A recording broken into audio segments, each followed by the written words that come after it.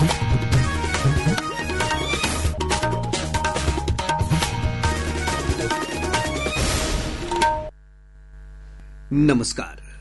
ये आकाशवाणी पटना है। अब आप खालिद रशीद से प्रादेशिक समाचार सुनिए। पहले मुख्य समाचार। मुख्यमंत्री नीतीश कुमार आज पीएमसीएच पुनर्विकास योजना के पहले चरण के तहत 1117 बेड वाले 2 टावर का उद्घाटन करेंगे। केंद्रीय सूचना और प्रसारण राज्य मंत्री एल मुरुगन मुंबई में चल रहे वेब्स सम्मेलन में आज भारत की लाइव इवेंट अर्थव्यवस्था पर श्वेत पत्र जारी करेंगे। मुख्य सचिव अमृतलाल मीणा ने विधानसभा चुनाव से जुड़ी तैयारियों को जुलाई महीने तक पूरा करने के अधिकारियों को दिए निर्देश। और खेलो इंडिया यूथ गेम्स की कल पटना में रंगारंग और भव्य शुरुआत होगी। अब समाचार विस्तार से। मुख्यमंत्री नीतीश कुमार आज पीएमसीएच पुनर्विकास योजना के पहले चरण के तहत निर्मित अस्पताल भवन के 2 टावर का उद्घाटन करेंगे। उद्घाटन समारोह की अध्यक्षता स्वास्थ्य मंत्री मंगल पांडे करेंगे। इस मौके पर उप मुख्यमंत्री सम्राट चौधरी और विजय कुमार सिन्हा समेत कई मंत्री, सांसद और विधायक मौजूद रहेंगे। हमारे संवाददाता ने बताया है कि इस भवन में मरीजों के लिए 1117 बेड की सुविधा उपलब्ध कराई गई है। पहले चरण में 65 आईसीयू और 44 पोस्ट आईसीयू के साथ ही विशेष कक्ष भी उपलब्ध होंगे। इस चरण में कुल 2527 बेड की सुविधा रहेगी। इसमें 160 करोड़ रुपए के उपकरण ओपीडी और इमरजेंसी में लगाए गए हैं। अस्पताल के तीसरे टावर को आगामी सितंबर महीने और चौथे टावर को अगले साल तक शुरू कर दिया जाएगा। गौरतलब है कि विश्व के दूसरे सबसे बड़े अस्पताल बनने वाले पीएमसीएच में कुल 5462 बेड वाले नए भवन का 3 चरणों में निर्माण होना है। इन पर कुल 5460 करोड़ रुपए खर्च किए जाएंगे। आकाशवाणी समाचार के लिए पटना से आशीष रंजन। और अब खबरें वेब्स सम्मेलन की।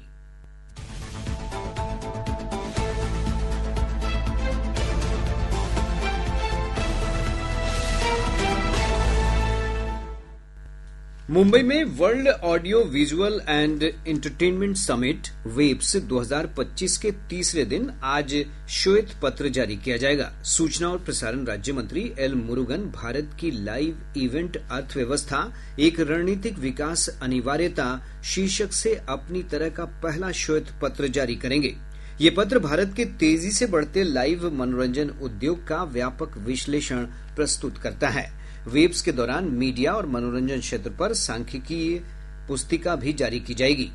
वेब्स में आज सामुदायिक रेडियो पर राष्ट्रीय सम्मेलन भी होगा। ये सामुदायिक रेडियो केंद्रों को एक दूसरे से जुड़ने, सीखने और सर्वोत्तम परंपराओं को साझा करने के लिए एक मंच भी प्रदान करेगा। और ब्यौरा हमारे संवाददाता से।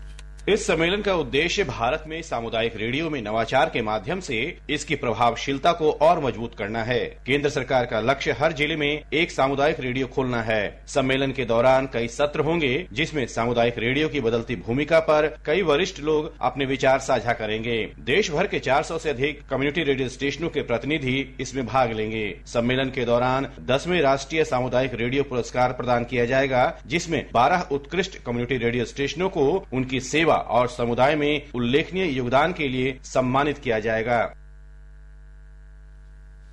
ये जानकारी साझा कर रहे थे हमारे संवाददाता दीपेंद्र। मुंबई में आयोजित किए जा रहे वेब्स शिखर सम्मेलन के पहले 2 दिन में वेब्स बाजार में फिल्म, संगीत, एनिमेशन, रेडियो और वीएफएक्स क्षेत्रों में अब तक 254 करोड़ रुपए का लेन देन हुआ है। सूचना और प्रसारण मंत्रालय के सचिव संजय जाजू ने बताया कि यह आंकड़ा काफी बढ़ने की उम्मीद है। मुख्य सचिव अमृतलाल मीणा ने विधानसभा चुनाव से जुड़ी सभी तैयारियों को जुलाई महीने तक पूरा करने का निर्देश दिया है। उन्होंने मुख्य निर्वाचन पदाधिकारी, पुलिस महानिदेशक और विभागीय प्रमुख सचिवों के साथ बैठक में कहा कि चुनाव प्रक्रिया सुचारू, शांतिपूर्ण और पारदर्शी ढंग से संपन्न कराने की व्यवस्था करें।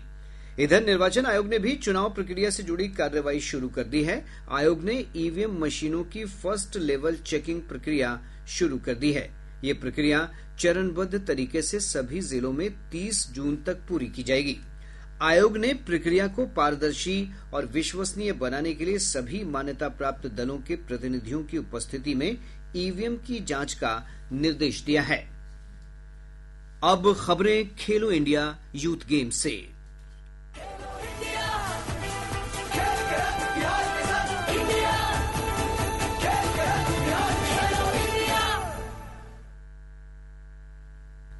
खेल स्पर्धाओं के महाकुंभ खेलो इंडिया यूथ गेम्स 2025 की कल पटना में रंगारंग और भव्य शुरुआत होगी। मुख्यमंत्री नीतीश कुमार और केंद्रीय खेल मंत्री मनसुख मंडाविया पाटलिपुत्र खेल परिसर में शाम 6 बजे कार्यक्रम का उद्घाटन करेंगे। इस दौरान प्रधानमंत्री नरेंद्र मोदी वीडियो संदेश के जरिए समारोह को संबोधित करेंगे। 15 मई तक चलने वाले खेलो इंडिया यूथ गेम्स में 10,000 से अधिक खिलाड़ी और अधिकारी भाग लेंगे। और ब्यौरा हमारे संवाददाता से। कल से शुरू हो रहे खेलो इंडिया यूथ गेम्स में भाग लेने के लिए देश भर के विभिन्न शहरों से खिलाड़ियों का जत्था अलग अलग मेजबानी वाले शहरों में पहुंचने लगा है। बिहार के 5 शहरों और नई दिल्ली में 28 प्रकार की खेल स्पर्धाएं 15 मई तक आयोजित होंगी। बिहार पहुंचने पर खिलाड़ियों के दल का भव्य स्वागत किया जा रहा है। उद्घाटन समारोह स्थल पर आकर्षक रोशनी, लेजर शो आकर्षण के केंद्र होंगे। उद्घाटन समारोह को ओलंपिक खेलों के उद्घाटन समारोह की तर्ज पर आयोजित किया जाएगा। बिहार की परंपरा, विरासत और इतिहास का दर्शन करने का यह आयोजन एक सुनहरा अवसर होगा। धर्मेंद्र कुमार राय, आकाशवाणी समाचार, पटना। खेलो इंडिया में शामिल हो रहे खिलाड़ियों में काफी उत्साह है। रग्बी खिलाड़ी मोहम्मद अरमान आलम ने कहा कि इस बड़े आयोजन से बिहार में खेलों का वातावरण और बेहतर बनेगा।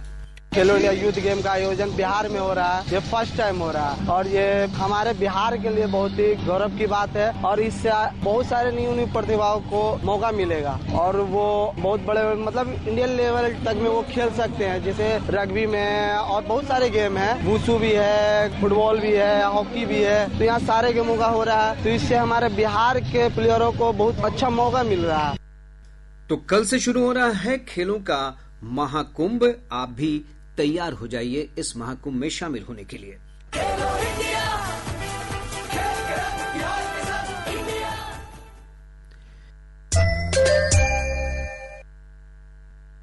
प्रादेशिक समाचार आप आकाशवाणी पटना से सुन रहे हैं। ताजा समाचारों के लिए आप हमारे एक्स हैंडल AIR_News_पटना पर जा सकते हैं। राष्ट्रपति द्रौपदी मुर्मू आज नई दिल्ली में पहले राष्ट्रीय मध्यस्थता सम्मेलन का उद्घाटन करेंगी। सर्वोच्च न्यायालय के मुख्य न्यायाधीश न्यायमूर्ति संजीव खन्ना और केंद्रीय कानून और न्याय मंत्री अर्जुन राम मेघवाल भी सम्मेलन को संबोधित करेंगे। कानून और न्याय मंत्रालय के सहयोग से अटॉर्नी जनरल कार्यालय इस कार्यक्रम का आयोजन कर रहा है। मीडिया से बातचीत में अटॉर्नी जनरल R वेंकट रमणी ने कहा कि इस सम्मेलन में बड़ी संख्या में मध्यस्थ और मध्यस्थ संस्थान एक साथ आएंगे ताकि वे मध्यस्थता प्रक्रिया में चर्चा कर सकें और श्रेष्ठ परंपराओं को साझा कर सकें। आकाशवाणी से बातचीत में कानून और न्याय मंत्रालय के संयुक्त सचिव अजय अरोड़ा ने कहा कि इस कार्यक्रम का उद्देश्य अदालतों में लंबित मामलों को कम करने के लिए वादी को मध्यस्थता प्रक्रिया का पालन करने के लिए प्रेरित करना है। भारत का कुल निर्यात वित्त वर्ष 2024-25 में लगभग $825 अरब के सर्वकालिक उच्च स्तर पर पहुंच गया। इसमें मार्च 2025 का सेवा व्यापार भी शामिल है। रिजर्व बैंक के नवीनतम आंकड़ों के अनुसार इसमें पिछले वर्ष के $778 अरब की तुलना में 6% से ज्यादा की बढ़ोतरी हुई है। सेवा निर्यात 13.5% से बढ़कर $387 अरब के सर्वकालिक उच्च स्तर पर पहुंच गया। ये आंकड़े वाणिज्य मंत्रालय के पहले के अनुमान से अधिक हैं। प्रदेश के मौसम में उतार चढ़ाव का सिलसिला जारी है। पिछले 24 घंटों के दौरान विभिन्न स्थानों पर बारिश की गतिविधियों में कमी आने के साथ ही अधिकतम तापमान में बढ़ोतरी दर्ज की गई है। इस दौरान 37.1 डिग्री सेल्सियस अधिकतम तापमान के साथ गोपालगंज प्रदेश का सबसे गर्म स्थान रहा।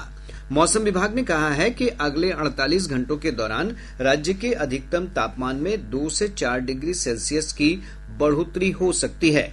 मौसम विज्ञान केंद्र पटना ने आज राज्य के उत्तर पश्चिम और दक्षिणी भागों में कुछ स्थानों पर आंधी, मेघ गर्जन और वज्रपात की चेतावनी जारी की है। 3 मई के दौरान राज्य के उत्तर पश्चिम एवं दक्षिणी भाग के जिलों के 1 या 2 स्थानों में गरज चमक के साथ वर्षा की संभावना है। अगले 48 घंटों के दौरान अधिकतम तापमान में 2 से 4 डिग्री सेल्सियस की वृद्धि होने की संभावना है। तत्पश्चात गिरावट होने का पूर्वानुमान है। अगले 3 से 4 दिनों के दौरान न्यूनतम तापमान में कोई विशेष परिवर्तन नहीं होने का पूर्वानुमान। राष्ट्रीय पशु रोग नियंत्रण कार्यक्रम के तहत प्रदेश में पशुओं को मुंह पका, खुर पका रोग से बचाने के लिए निःशुल्क टीकाकरण अभियान चलाया जा रहा है। पशु एवं मत्स्य संसाधन विभाग द्वारा चलाए जा रहे अभियान के दौरान घर घर जाकर पशुओं को टीका लगाया जा रहा है। विभाग ने किसानों और पशुपालकों से अपील की है कि वे अपने गाय भैंस को रोग निरोधी टीका जरूर लगवाएं। भागलपुर जिला धान अधिप्राप्ति के मामले में प्रदेश में दूसरे स्थान पर है। जिले में अब तक 6 मीट्रिक टन से अधिक धान अधिप्राप्ति हुई है। सहकारिता मंत्री डॉक्टर प्रेम कुमार की अध्यक्षता में भागलपुर में आयोजित समीक्षा बैठक में अधिकारियों द्वारा ये जानकारी दी गई। इस दौरान श्री कुमार ने कहा कि जिले में सब्जी उत्पादन भारी मात्रा में किया जाता है, इसलिए प्रखंड स्तर पर सब्जी उत्पादन समिति का गठन किया जा रहा है। कांग्रेस के प्रदेश प्रभारी कृष्णा अल्लावरू ने पार्टी कार्यकर्ताओं को आपस में समन्वय बनाकर संगठन को मजबूत करने का निर्देश दिया है। उन्होंने पटना में जिला अध्यक्षों, जिला प्रभारियों और पर्यवेक्षकों की बैठक में हर घर कांग्रेस का झंडा कार्यक्रम और संविधान सुरक्षा अभियान को लेकर जागरूकता फैलाने और लोगों को पार्टी से जोड़ने का आह्वान किया।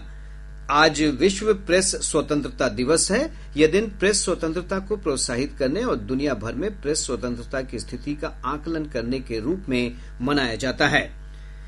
देश भर में मेडिकल कॉलेजों में प्रवेश के लिए राष्ट्रीय पात्रता सह प्रवेश परीक्षा नीट कल आयोजित की जाएगी। परीक्षा के लिए राज्य में 142 से अधिक केंद्र बनाए गए हैं। अब पटना से प्रकाशित प्रमुख समाचार पत्रों की सुर्खियां। आज के सभी समाचार पत्रों ने अलग अलग खबरों को प्रमुखता से प्रकाशित किया है। दैनिक जागरण की सुर्खी है, पहलगाम नरसंहार में पाकिस्तान का सीधा हाथ, मिले पुख्ता सबूत।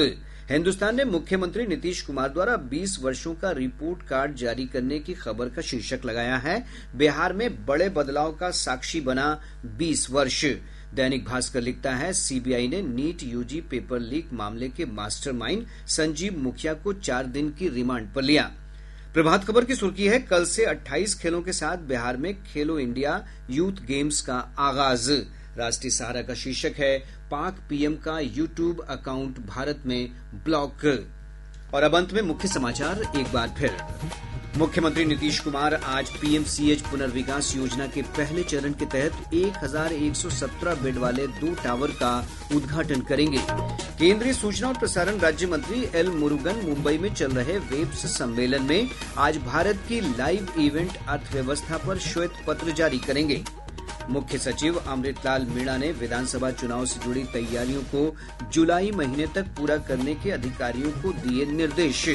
और खेलो इंडिया यूथ गेम्स की कल पटना में रंगारंग और भव्य शुरुआत होगी।